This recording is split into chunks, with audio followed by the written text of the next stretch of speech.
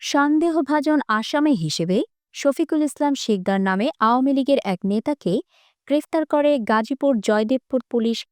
শুক্রবার রাত ৮টার দিকে ওই নেতাকে থানা থেকে ছাড়িয়ে নিতে বিক্ষোভ মিছিল করেন জামায়াত ইসলামীর নেতারা। পুলিশ জানায়, শুক্রবার সন্ধ্যায় একটি মামলায় সন্দেহভাজন আসামি হিসেবে পুলিশ সদর উপজেলার মির্জাপুর ইউনিয়নের ২ নম্বর ওয়ার্ড আওয়ামী লীগের সাংগঠনিক সম্পাদক শফিকুলকে গ্রেফতার করে।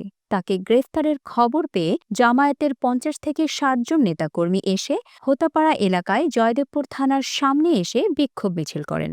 জয়দেবপুর থানার ভারপ্রাপ্ত কর্মকর্তা ওসি মোহাম্মদ আব্দুল হালিম বলেন, ওই আওয়ামী লীগ নেতাকে গ্রেফতারের পর তাকে ছাড়িয়ে নিতে কিছু লোকজন থানায় এসেছিলেন, তবে তাকে ছাড়া হয়নি। এই মামলার সাসপেক্ট হিসেবে আনা হয়েছে তাকে।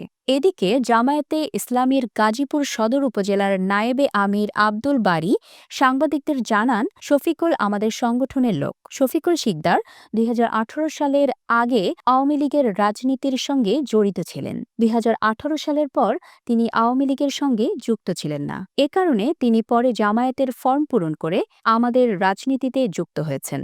উল্লেখ্য, ২০২৩ সালের ৮ই সেপ্টেম্বর গাজীপুর সদর উপজেলার মির্জাপুর ইউনিয়ন আওয়ামী লীগের আহ্বায়ক ও ৩ যুগ্ম আহ্বায়ক স্বাক্ষরিত ও অনুমোদিত মির্জাপুর ইউনিয়নের ২ নম্বর ওয়ার্ড আওয়ামী লীগের কমিটিতে ২৩ নম্বর ক্রমিকে সাংগঠনিক সম্পাদক হিসেবে শফিকুল শিকদারের নাম রয়েছে।